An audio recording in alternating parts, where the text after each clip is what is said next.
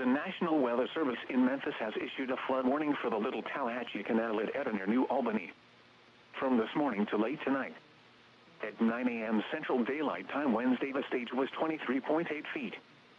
Flood stage is 25.0 feet. Minor flooding is forecast.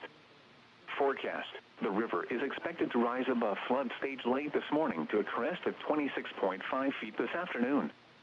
It will then fall below flood stage late this evening.